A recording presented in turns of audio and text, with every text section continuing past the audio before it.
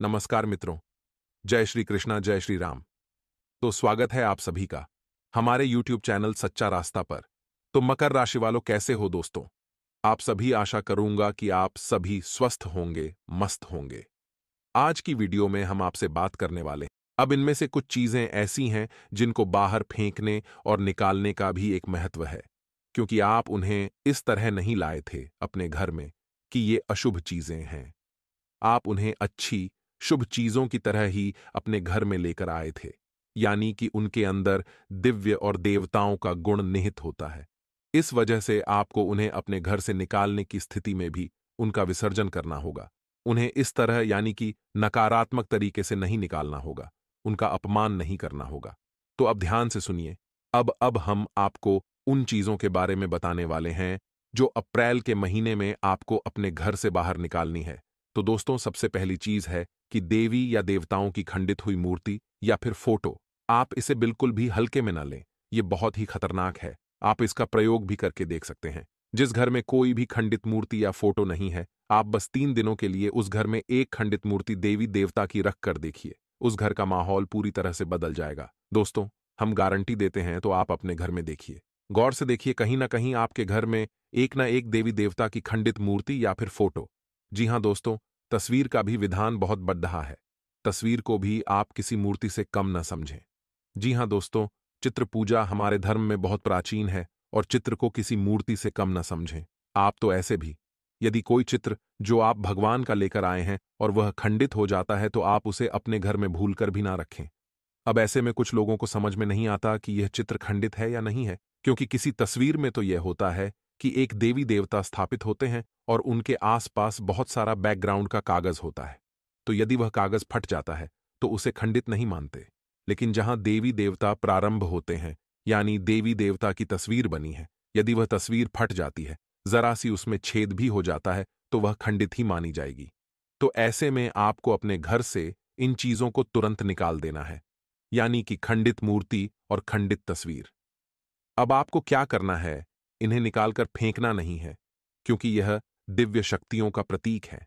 आप इनका अपमान कर देंगे, तब भी आपका जीवन बर्बाद हो जाएगा। तो आपको इन्हें किसी थैले में भरकर रख लेना है और बहते हुए जल में प्रवाहित करना है। यही सर्वोत्तम समाधान होता है और कहीं भी आप इसका कोई समाधान निकाल नहीं सकते हैं। जहां भी आप जो भी करेंगे, दिव्य शक्तियों का अपमान हो जाएगा, निरादर हो जाएगा, तो इन्हें आपको विसर्जन ही करना होगा। तो आप इंतजार करें, समय निकालें और चुन चुनकर अपने घर से जो खंडित मूर्तियां हैं, फोटो हैं, तस्वीर हैं भगवान की, उन्हें एक जगह एकत्रित करने के बाद किसी बहते हुए जल में प्रवाहित कर लें। और दोस्तों, हम आपको गारंटी देते हैं कि आप इस काम को आज करिए और कल से ही आप इसका अंतर अपने जीवन में महसूस करिए। दोस्तों, आपके घर का माहौल बहुत ही तेजी से, चमत्कारी गति से बदल जाएगा। अब इसी के साथ साथ दूसरी चीजें भी हैं, कुछ इन्हें भी आपको ध्यान से समझना होगा। ध्यान से सुने। महाभारत काल की कोई भी चित्र या तस्वीर जिसमें कि युद्ध लड्ढा जा रहा हो। जी हां दोस्तों, युद्ध लड्ढाते हुए समय की कोई भी तस्वीर, कोई भी चित्र आपको अपने घर में नहीं रखना है। भगवान नटराज की मूर्ति आपको अपने घर में नहीं रखना है। ताजमहल का चित्र आपको अपने घर में नहीं रखना है। डूबती हुई नाव या फिर जहाज का या फव्वारे का या जंगली जानवरों का चित्र भी आपको अपने घर में नहीं रखना है। कुछ और भी चीजें हैं चित्र के मामले में, जैसे कि कोई समाधि या दरगाह, किसी कब्र का या कांटेदार पौधों का चित्र भी अपने घर में नहीं लगाना है। इनके बहुत ही बुरे प्रभाव होते हैं और दोस्तों, हम आपको बता दें कि इनके प्रभाव आपके मन से जुड़े होते हैं। जी हां दोस्तों, ये आपकी धन की हानि नहीं कराएंगे, लेकिन यह आपका मन खराब कर देंगी। इनकी वजह से आपके मन में नकारात्मक भाव उत्पन्न होने लगेंगे। अब कुछ लोग तो कहेंगे कि नटराज की मूर्ति तो भगवान भोलेनाथ का प्रतीक है। दोस्तों, बात सही है, लेकिन नटराज स्वरूप जो है भगवान का, वह रुद्र स्वरूप है, क्रोध का स्वरूप है। तो जब आप उस मूर्ति को अपने घर में रखेंगे, तो निश्चित तौर पर आपके जीवन में और आपके मन में क्रोध उत्पन्न होता रहेगा। क्योंकि दोस्तों, हम जैसी चीजें अपनी आंखों के सामने देखते हैं, जैसी चीजों को अपने आसपास रखते हैं, उनसे वैसी ही ऊर्जा निकलती रहती है। दोस्तों, इसी वजह से आपने देखा होगा कि मंदिरों में हमेशा अखंड ज्योति जलाई जाती है। कुछ लोग अपने घर में भी अखंड ज्योति जलाते हैं, तो ये ज्योति जलाने का क्या मकसद होता है? ज्योति जलाने का मकसद यही है कि जो ज्योति है यानी दीपक की जो ज्योति है, वह शुद्ध सकारात्मक ऊर्जा का प्रतीक है। तो उसके अंदर से जो ऊर्जा निकल रही है, वह पूरे घर को या पूरे मंदिर को सकारात्मक ऊर्जा से भर रही है। तो बस यही होता है चीजों का प्रमाण। आप इन बातों को हमारे कहने से एक बार मान कर देखिए। अपने घर में आप तलाशिए और ढूंढिए। अगर आपको ये चीजें मिलें तो आप इन्हें बाहर निकाल कर देखिए। आपको चमत्कारी परिणाम दिखाई देंगे। दोस्तों, लेकिन हम आपको फिर भी यह कह रहे हैं कि जिन चीजों का संबंध दिव्य शक्तियों से है, यानी देवी देवताओं से है, उन्हें आपको विसर्जित ही करना है। उन्हें आप डस्टबिन में न फेंक दें, घर के बाहर न फेंक दें, अन्यथा आप अपने लिए मुसीबत ही मोल ले लेंगे। जी हां दोस्तों, आपका जीवन बर्बाद भी हो सकता है। जी हां दोस्तों, इसी से जुड़ा हुआ हम आपको एक किस्सा सुनाते हैं। एक जातक हैं जो कि हमसे संपर्क में रहते हैं। उनके जीवन की कहानी है कि उनके व्यापार में अचानक से उनको इतना नुकसान होने लगा, इतनी परेशानियां आने लगी कि हर छोटी छोटी बात में एक नई मुसीबत खड़ी हो जाया करे और उनका हाल बुरा हो गया। 4 से 5 दिनों में ही उनकी स्थिति इतनी बुरी हो गई कि उनकी जहां बिक्री पहले हजारों रुपए में होती थी, वहीं अब कुछ 8वें 100 में ही उनकी बिक्री सिमट कर रह गई। ग्राहक उनकी दुकान पर रुकना ही नहीं चाहते थे। ऐसा लगता था जैसे कि कोई भयानक दोष उनके ऊपर लग चुका है। दोस्तों, उनका मन भी बहुत अशांत और बेचैन सा रहने लगा था। तो उन्होंने जब हमसे संपर्क किया, तो यह स्थिति उन्होंने हमसे बताई। तो हमने उनसे लंबी चर्चा की, क्योंकि इस तरह आसान नहीं होता चीजों को पता लगा पाना कि कमी कहां हुई है, गलती कहां पर हुई है। पहला ध्यान तो जाता है कि किसी प्रकार की तांत्रिक क्रिया के ऊपर, लेकिन इसके कोई संकेत उनके ऊपर दिखाई नहीं दे रहे थे। तो फिर जब हमने चर्चा की, तो उन्होंने बताया कि उनके घर में सफाई का कार्य हुआ था और इसी सफाई के कार्य में माता लक्ष्मी की एक मूर्ति थी। जी हां दोस्तों, जो दीपावली की पूजा में वह लेकर सजावटी सामान के तौर पर लेकर आए थे, वह गिर गई थी और फूट गई थी। उन्होंने उस मूर्ति को उठाकर घर के डस्टबिन में डाल दिया था।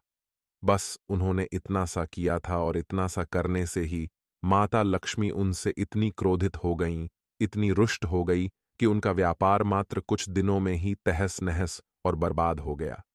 इसके बाद हमने उनको उस मूर्ति को निकलवाकर डस्टबिन से और सही तरीके से विधि-विधान के साथ विसर्जन करने की सलाह दी और उसके बाद हमने कुछ विशेष पूजा पाठ और कुछ गुप्त उपाय भी बताए, जिसके बाद उनके जीवन में फिर से सारी चीजें व्यवस्थित होने लगीं। लेकिन दोस्तों, इस घटना को हुए अभी बहुत अधिक समय भी नहीं गुजरा था कि इतना सारा उनके जीवन में अस्त-व्यस्तता आ गई। तो अब आप समझिए कि कितना बुरा प्रभाव हो सकता है। ऊर्जाओं को यदि आपने नकारात्मक बना लिया जानबूझकर, तो भूल से भी ये गलती मत कर देना। जिन चीजों का संबंध दिव्य शक्ति से होता है, उन्हें आपको सही तरीके से विसर्जित करना होगा, अन्यथा इसका कोई भी उपचार नहीं है। इसी के साथ-साथ आपको अपने घर की छत भी देखनी चाहिए। आपके घर की छत पर यदि गंदगी रहती है, कचरा रहता है, या आप उसे अपना टूटा-फूटा सामान इकट्ठा करने की जगह के तौर पर इस्तेमाल करते हैं, तो आप ऐसा न करें। दोस्तों, ये बहुत ही गलत होगा। आप अपने घर की छत की साफ-सफाई रखें, अन्यथा आपका राहु खराब हो जाएगा और आपके दिमाग को पूरी तरह से यह भटका कर रख देगा। आपका लक्ष्य पर से ध्यान हटा देगा। जी हाँ दोस्तों, ऐसा आपको भूलकर भी नहीं करना है।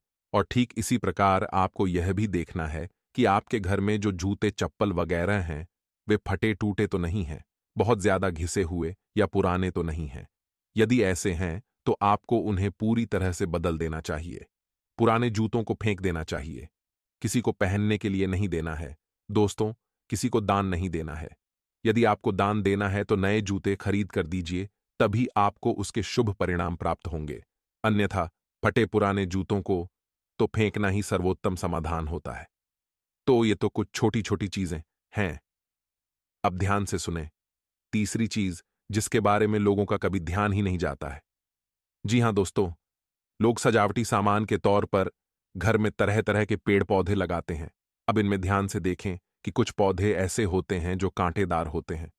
जी हां दोस्तों, कांटेदार पौधों को आपको भूल कर भी अपने घर में नहीं लगाना है, अन्यथा आपके घर में क्लेश और नकारात्मकता का वास निश्चित तौर पर हो जाएगा। दोस्तों, जाने अनजाने में आप लगातार कुछ गलतियां दोहराते चले आ रहे हैं। उन गलतियों को आपको रोकना बहुत अधिक अनिवार्य है। हम आपको बता दें कि कुछ ऐसी बातें होती हैं जो हमेशा गुप्त होती हैं, लोगों को पता नहीं होती हैं, लेकिन जिन लोगों को इन बातों के बारे में पता चल जाता है, यानी कि सही ज्ञान मिल जाता है, उन लोगों का जीवन पूरी तरह से बदल जाता है। उनकी सारी दुविधाएं, सारे कष्ट, सारी पीड़ाएं समाप्त हो जाती हैं। और हम जानते हैं कि आप पिछले कुछ समय से कुछ ज्यादा ही चिंताओं से ग्रस्त हैं। आप कुछ ज्यादा ही सोच विचार में खोए रहते हैं और स्थिति यह बन गई है कि आपका शरीर एकदम ढीला, कमजोर सा होता जा रहा है और आपकी आंतरिक ऊर्जा कम होती जा रही है। या यूं कहें कि आपका मनोबल नीचे गिरता जा रहा है और आत्मविश्वास में कमी आती जा रही है और इस वजह से आपका काम भी प्रभावित हो रहा है। लेकिन आप इस बात का अंदाजा नहीं लगा पा रहे हैं। हालांकि आपको पता है कि आपकी वजह से ही आपके काम में परेशानियां आ रही हैं। आपके इस आलस भरे रवैये की वजह से ही आपका काम पिछड़ रहा है और आप मेहनत भी करना चाहते हैं। लेकिन कुछ ऐसी नकारात्मक शक्तियां हैं जो आपको आगे बढ़ने नहीं दे रही हैं। आप जो मन में विचार करते हैं, वह कार्य आपको करने नहीं दे रहे हैं। लेकिन हम आपको बता दें कि आपकी ग्रहों की चाल में कोई परेशानी नहीं है। आपकी ग्रहों की जो स्थिति बन रही है वह सर्वोत्तम नहीं है तो बुरी भी नहीं है। सामान्य स्थिति है। तो आपके मन में जो नकारात्मकता है, जो कि आपके मन में एक अनजाना सा डर है, वह किस वजह से है? तो दोस्तों, इसका बड़ा कारण यह है कि आपके आसपास कोई ऐसी चीजें हैं जो कि नकारात्मक ऊर्जा को उत्सर्जित कर रही हैं और उसी नकारात्मक ऊर्जा की वजह से आपके जीवन में और आपके मन में भी नकारात्मकता का वास हो गया है। यही जो निगेटिव ऊर्जा है, नकारात्मक ऊर्जा है, यह आपको आलसी बना रही है और आपके मन में एक अनजाना सा डर, भय और चिंता का वास करवा रही है। तो आपको क्या करना है? सबसे पहला काम कि आपको इन 3 चीजों से मुक्ति प्राप्त करनी है। तो दोस्तों, वीडियो में बने रहिए हमारे साथ। हम आपको अभी सारा ज्ञान बिल्कुल व्यवस्थित तरीके से देने जा रहे हैं। हम आपको बताएंगे कि कौन सी हैं वो चीजें और उन्हें बाहर निकालने के बाद हम आपको यह भी बताएंगे कि कौन सी हैं वह सर्वोत्तम चीजें जो आपके घर में हर हालत में होनी चाहिए, जिनसे भरपूर मात्रा में सकारात्मक ऊर्जा निकलती है और वह आपके मनोबल को बढ़ाएगी। दोस्तों, हम गारंटी देते हैं कि आप इसका बदलाव पहले ही दिन से महसूस करेंगे। वैसे हम आपको बता दें कि आपका स्वभाव कुछ ऐसा है, चाहे भले ही आपका मन कितना ही उदास या फिर निराशा से भरा हुआ क्यों ना हो, लेकिन कहीं ना कहीं मन में आपके साहस भी बना रहता है परेशानियों से लड़ने का। परिस्थितियों से लड़कर बाहर निकलने का आपके अंदर पूरा दमखम मौजूद है। वैसे हम आपको बता दें दोस्तों कि आपकी जो ग्रहों की स्थिति बन रही है, उसके अनुसार आपको व्यापार में तरक्की होने की पूरी गुंजाइश है और आपका नए संबंध बनेंगे जिनसे आपको व्यापार बढ़ाने में मदद मिलेगी। धन लाभ के भी विशेष योग बन रहे हैं दोस्तों, और आपको आपके व्यापार को बढ़ाने के लिए नए अवसर भी प्राप्त होंगे, यानी कि पार्टनर से बगैर का ऑफर आपको मिले या फिर आपको विशेष धन लाभ होंगे जिससे आप अपने व्यापार को बढ़ा कर पाएंगे। और यही स्थिति आपकी नौकरी में भी है, यानी कि आपके सहयोगी और सहकर्मी आपका पूरा सहयोग करेंगे और उच्च अधिकारी भी आपके कार्य से प्रसन्न होंगे। लेकिन दोस्त, तो आपके सहयोगियों में ही आपके छुपे हुए दुश्मन भी हैं जो आपके खिलाफ आपके अधिकारियों के कान भरते रहते हैं। इनके लिए आपको सतर्क रहने की आवश्यकता रहेगी दोस्तों। लेकिन यदि बात की जाए पारिवारिक स्थिति की, तो वह थोड़ी सी उथल पुथल भरी लग रही है। दोस्तों, ग्रहों की चाल यह बताती है कि आपका दाम्पत्य जीवन में थोड़ी सी खींचतान की स्थिति रहेगी। हालांकि कोई भी बड़ी नकारात्मक घटना नहीं घटेगी, लेकिन आपको अपने जीवन साथी के प्रति मानसिक सुकून प्राप्त नहीं होगा। जी हां दोस्तों, यानी जैसा आप चाहेंगे वैसा व्यवहार आपको आपके जीवन साथी से प्राप्त नहीं होगा। इससे आपका मन थोड़ा सा खिन्न रहेगा, उदास रहेगा। साथ ही साथ दोस्तों, परिवार के दूसरे सदस्यों के लिए आपके मन में कुछ इस प्रकार के विचार उत्पन्न होंगे कि वे आपको नकारात्मक ही समझ में आएंगे। हालांकि उनका व्यवहार आपके प्रति अच्छा होगा, सकारात्मक होगा, लेकिन फिर भी आपको मन में दाल में कुछ काला है, ऐसी भावनाएं उठती रहेंगी और इसकी वजह से आपको थोड़ा सा चिंताएं और भय का भाव मन में उत्पन्न होता रहेगा। जी हाँ दोस्तों, हम आपको बता दें कि ऐसे में आपके लिए सर्वोत्तम समाधान है हनुमान जी की पूजा यानी कि हनुमान चालीसा का पाठ करना। और आपको जब भी चिंताओं का भाव समझ में आए और ऐसा लगे कि स्थिति आपके काबू से बाहर होती जा रही है, तो आपको हनुमान जी को याद करना चाहिए और हनुमान जी के पांचों भाइयों का नाम स्मरण करते रहना चाहिए। इससे आपको एक विशेष ऊर्जा का एहसास होगा। दोस्तों, याद रखना कि हनुमान जी एकमात्र ऐसे देवता हैं जो कि जीवित हैं और हमारी इस धरती पर आज भी मौजूद हैं। हनुमान जी 7 चिरंजीवियों में से एक हैं, तो ऐसे में हनुमान जी की शक्ति को अपने ऊपर आकर्षित कर पाना बहुत ही आसान है, क्योंकि हनुमान जी तो जीवित हैं, जागृत हैं। आप उनका बस एक बार नाम पुकारें और उनका ध्यान आपकी ओर चला आता है। बस बात है भाव की। तो ऐसे में आपको जब भी मन में चिंताओं का भाव लगे, आपको बेचैनी का एहसास हो, तो आपको हनुमान जी को याद करना चाहिए और न केवल हनुमान जी को, बल्कि उनके पांचों भाइयों को भी स्मरण कर लेना चाहिए। इससे हनुमान जी बेहद प्रसन्न होते हैं और आपको विशेष आशीर्वाद भी देते हैं। आइए एक महत्वपूर्ण उपाय के बारे में चर्चा कर लेते हैं। दुकान, व्यापारिक स्थल या किसी प्रतिष्ठान में कोई न कोई समस्या बनी रहती है या फिर कारोबार में अच्छी वृद्धि नहीं हो रही है, तो काले कपड़े में फिटकरी को बांध लें और फिर उसके मेन गेट पर टांग दें। ऐसा करने से कार्यस्थल पर धीरे धीरे सभी समस्याएं खत्म होने लगेंगी और बरकत भी होगी। कर्ज की समस्या परेशान है और महंगाई में आमदनी कम लग रही है, तो तंत्र शास्त्र का यह टोटका अवश्य करें। इसके लिए आप एक पान के पत्ते पर थोड़ी सी फिटकरी और सिंदूर को बांध लें और फिर शाम के समय पीपल के पेड़ के नीचे किसी बड़े पत्थर से इसको दबा दें। ध्यान रहे कि ऐसा करते समय कोई आपको देखे ना। यह उपाय आपको 3 बुधवार लगातार करना है। ऐसा करने से धीरे धीरे धन संबंधित समस्याओं से मुक्ति मिल जाएगी और परिवार की समस्याएं भी दूर हो जाएंगी।